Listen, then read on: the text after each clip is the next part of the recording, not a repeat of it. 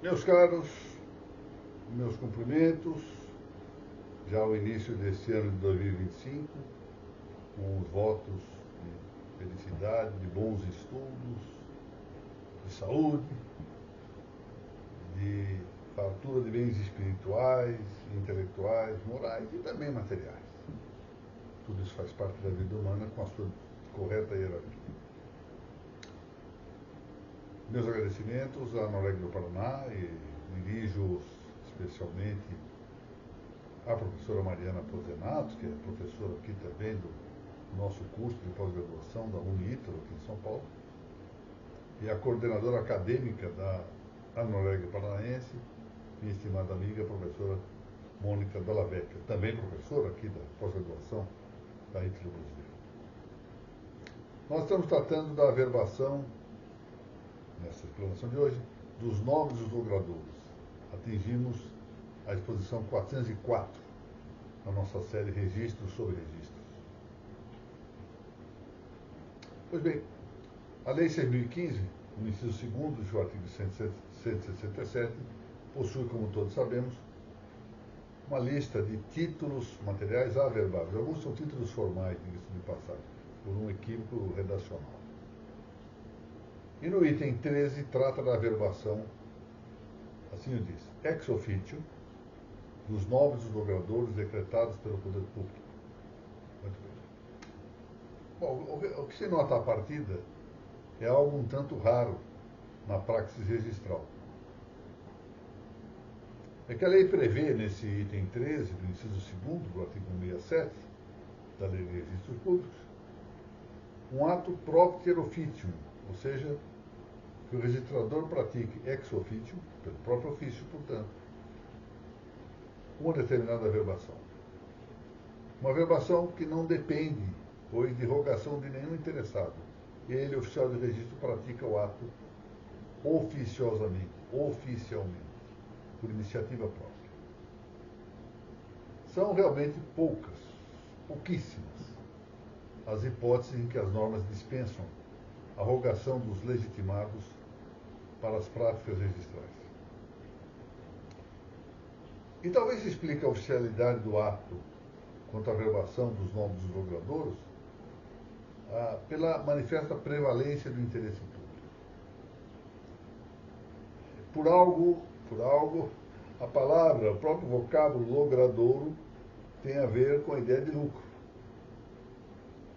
Vamos ver isso ao final dessa exposição. Mas eu queria, então, começar aqui contando um fato.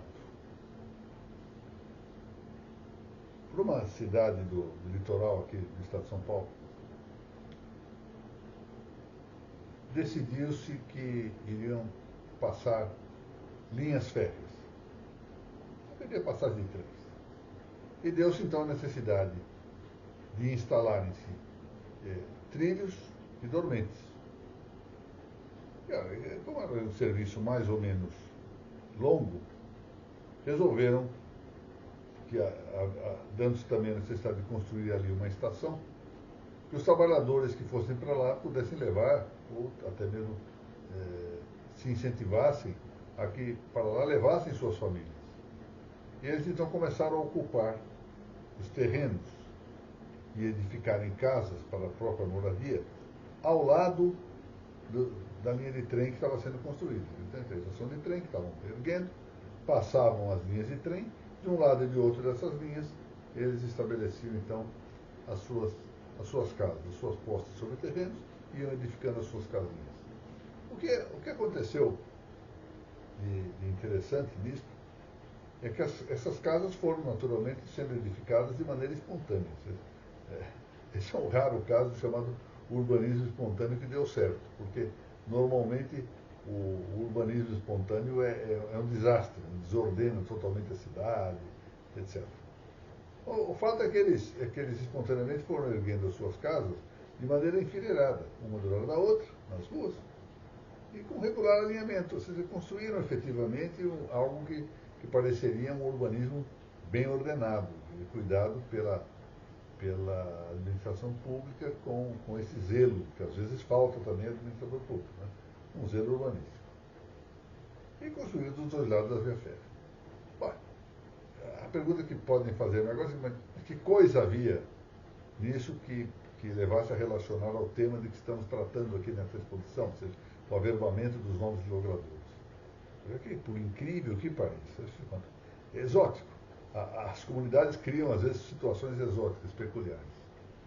As várias ruas abertas tinham em seus traçados paralelos, de um e de outro lado, portanto, dos trilhos, as mesmas denominações correspondentes. Ou seja, a primeira chamava, por exemplo, né, Carlos de Laet, a primeira do lado de lá, Carlos de Laet. Segunda, Alberto Torres, segundo do lado de lá, Alberto Torres. A transversal, Eduardo Prado, do lado de lá também Eduardo Prado. Ou seja, fizeram uma forma de espelho. E os moradores não tinham nenhuma dificuldade com a duplicidade de nomes. Eles acham que tinham nisso uma certa vaidade da singularidade de seus assentamentos. Assentamentos foram construídos, como eu disse, pela própria iniciativa popular. Então, eles se deram ainda uma liberdade adicional. Os números das casas eram aleatórios, de acordo com o gosto do freguês. Então, uma casa era 300, a do lado era 201, a do outro lado 150, do outro lado 75, outra número 1. Só não repetiam os números. Pelo menos esse cuidado tiveram. Mas os números eram aleatórios. Não havia questão de distância, de medir distância para metragem, nada. Livre eleição dos números. Quer dizer, o único critério adotado era a própria liberdade dos moradores. Bom, o Ministério Público Local, é bem que se diga, dignamente, tentou obrigar a municipalidade a pôr fim a isso. Isso não está certo. Mas não teve êxito, ao menos que eu saiba, porque a questão foi julgada em primeiro grau, foi para segundo grau, no Tribunal de Justiça, e no Tribunal de Justiça o pleito do Ministério Público não foi acolhido. Agora, se depois houve recurso especial ou extraordinário, isso foi alterado, eu confesso que não sei. O município não tinha interesse algum em alterar algo que estava bem estabelecido e o povo vivia bem com aquilo. Os Correios e os outros serviços públicos, né, de energia, de água, sabiam exatamente a quais casas dirigir-se. Ou seja, aqueles que faziam as cobranças ou que entregavam cartas sabiam muito bem. Eles, em geral, sabiam exatamente os nomes dos destinatários. Ia para a casa do Joaquim, ia para a casa do José, ia para a casa do Mateus, ia para a casa do Richas. Pronto. Não havia necessidade de indicação de, olha, a rua do Carlos Laet do lado de lá, do lado de cá, eles sabiam. E diante disso não havia necessidade maior das designações das ruas e dos números das casas. Claro. Isso atende a comunidades pequenas, comunidades com escasso povoamento. Mas põe à mostra que não há maior interesse dos particulares em despender esforços, tempo e dinheiro para alterar no registro o nome de um logrador. Que vantagem tenho eu de mudar de rua A para a rua Antônio Sardinha? Ou de rua B para a rua Hipólito Raposo? Isso, sobretudo, a esta altura, se nós pensarmos que existe um código de endereçamento postal, não há nem dizer, mas a rua A tem uma outra rua com essa designação em tal outro lugar. Não importa. O código de endereçamento postal identificaria bem uma e outra. De maneira que os particulares, em geral, não têm maior interesse em ver a mudança do nome da rua. E ainda ter o trabalho a mais de ir até o cartório de registro, lá avisar, ter que levar documentação para o cartório de registro, praticar a averbação, porque o ato é competência do registrador, mas não sair a fazer diligência documentária. Daí que, se houver algum interesse, o interesse prevalecente é público, é da administração, não dos particulares. Eu vou contar-lhes mais um caso. Também verdadeiro. Havia aqui em São Paulo, na capital de São Paulo, uma pequena rua. Uma rua sem saída. Uma viela, na qual se viam umas poucas casas, simples, casas humildes, e uma grande fábrica de tacos de madeira. Tacos de madeira, para o pessoal jovem, acho que mal sabe o que é um taco de madeira. Geralmente era, em geral, um pedaço de madeira retangular. Hoje eles usam grandes tábuas, etc. Naquele tempo eram tacos. E essa fábrica era de propriedade de um primo do meu pai. Por isso eu conheço bem a história. Que Deus os tenha ambos, o meu primo e o meu pai. Pois bem, essa viela a que eu me referi denominava-se Rua A. O que é que faz esse primo do meu pai? Altera o nome por sua própria conta. Como é que ele altera o nome? Ele simplesmente manda fazer uma placa. Vai lá, grava o seu próprio nome, Rua Fulano de Tal Dip, prega isso no poste, lá que indicava o nome da rua, tira lá a indicação Rua A e coloca essa placa no lugar.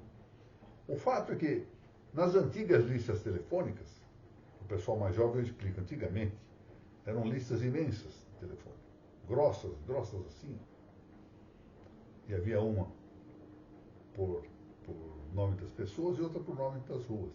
Então, numa e noutra, isso o meu próprio primo exibia muito vaidosamente, dizendo, olha aqui, eu tenho rua com o meu nome. Aparecia o nome singular dessa rua. E assim foi durante muito tempo. Parece que, ultimamente, não há notícia. Eu fiz uma busca aqui pela internet para verificar se ainda havia a indicação do nome dessa rua, né, do nome do primo do meu pai. Parece que não há mais. Eu não sei. Durante um tempo houve e foi indicado pela lista telefônica. Bom, o registrador, para averbar o nome de um logrador, há de amparar-se em uma confirmação oficial, que nesse caso que eu contei agora não havia, né? A lista telefônica não confirmava oficialmente coisa nenhuma. Portanto, ele depende de uma confirmação oficial de que o nome provém da potestade pública, né? A averbação dos nomes de logradouros decretados pelo poder público. De maneira que o registrador, para efetivar esse averbamento do nome de um logradouro, tem de apoiar-se em um documento com bastante força probante.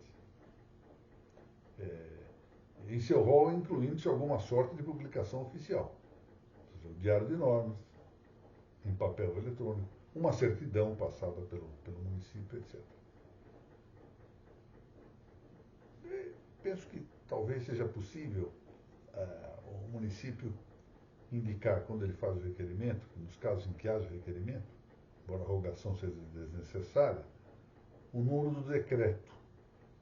E hoje, com os meios eletrônicos à disposição, o registrador pode buscar esse decreto com uma certa facilidade. Seria exagerado o registrador exigir uma certidão do decreto, quando ele mesmo pode, de maneira simples, nesta hipótese em que o ato é oficial, descobrir qual é esse decreto. Mas não é possível fazer essa averbação só com apoio a uma escritura pública. Isso já ocorreu. Ou seja, o notário coloca no título notarial um novo nome de rua, sem fazer prova de que haja um decreto ou uma lei alterando o nome da rua. E quer que o registrador atenda a isso, pretextando com a fé pública notarial, que não abrange esse dado, evidentemente, a não ser que ele possa testemunhar ter ido à sede da prefeitura, ter visto o decreto oficial, etc.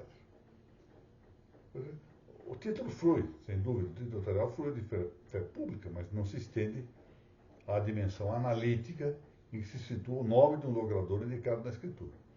Nessa hipótese, o registrador deve devolver o título com exigência da prova da designação oficial. Bom, aqui tá, temos que distinguir aqui. Uma coisa é que deva o registrador atuar ex officio.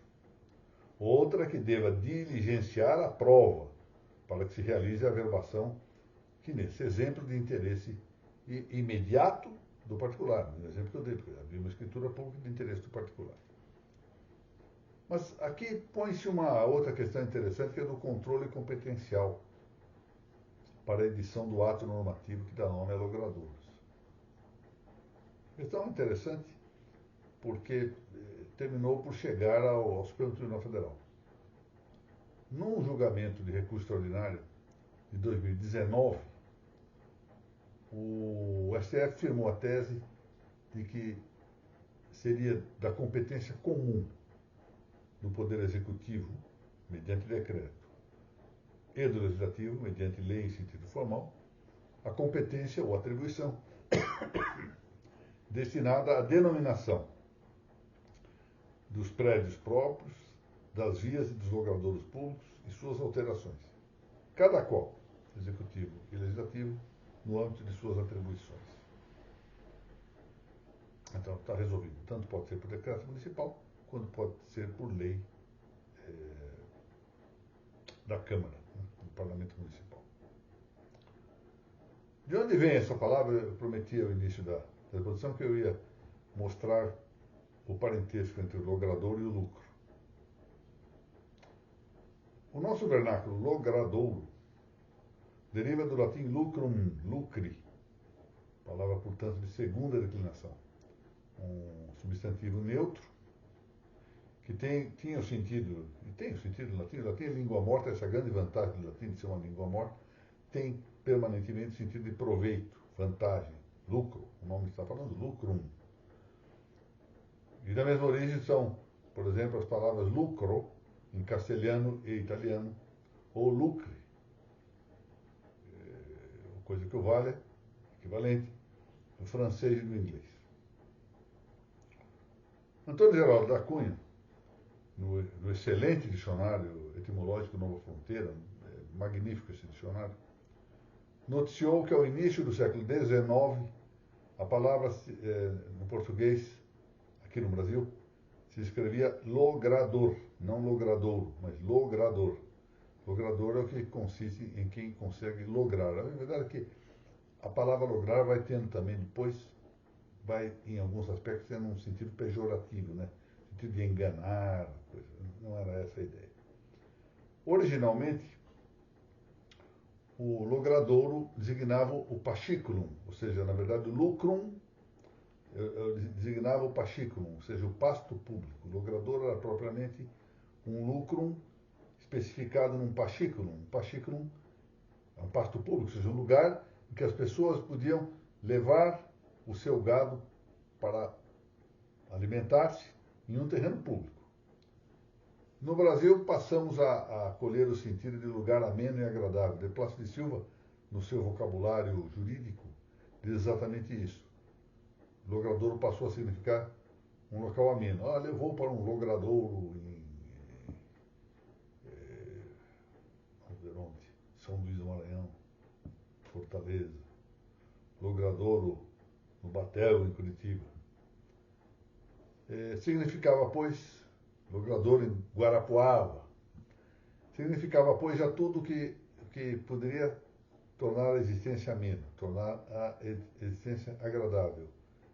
Isso significa que era o que tudo aquilo que alguém poderia fruir, ou seja, estimar com gosto, algo que dava um logro, um lucro, um lucrum, um proveito para alguém. Daí que pudesse haver, esse é o tema, por que falar em logradouro público? Porque o logradouro público é um lugar de desfrute do povo. Aí, portanto, os jardins, as praças, as vias para o trânsito e o tráfego. Mas ao lado do logradouro público havia também o logradouro particular, construído para uso privado. Não é? Então, com isso, nós terminamos a exposição de hoje. Uma exposição amena, né? A exposição que serve mais ou menos como um logradouro no meio de estudos mais complicados, da nossa série Registro sobre Registros, que atinge assim a sua aula número 404. Eu quero mais uma vez agradecer aos confrades e confreiras da Academia Paranaense de Direito Notário Registral pelo apoio que concedem a essas nossas exposições. No mesmo sentido, quero agradecer a ANOREG do Estado do Paraná, pessoa de sua presidente, de sua coordenadora acadêmica, as doutoras Mariana Podzenato Martins e Mônica Dallavec, e a todos aqueles que prestigiam estas nossas explanações com sua presença, que para nós é muito honrosa. A continuidade desta série, que provavelmente é a mais longa que sobre matéria registral se fez até hoje em todo o mundo, depende, claro, do apoio apoio generoso daqueles que participam destas nossas audiências. Muito bem, na altura em que essa aula for ao ar, ela deve ir ao ar no dia 3 de fevereiro. Está sendo gravada agora. Dia 3 de fevereiro, se Deus assim permitir, eu estarei em Curitiba para a posse do novo Conselho Superior da Magistratura do Estado do Paraná, do qual conselho faz parte meu estimado amigo, na condição de segundo vice-presidente eleito, o desembargador Fábio Della Vecchia. Muito obrigado a todos e até a volta, se Deus assim permitir.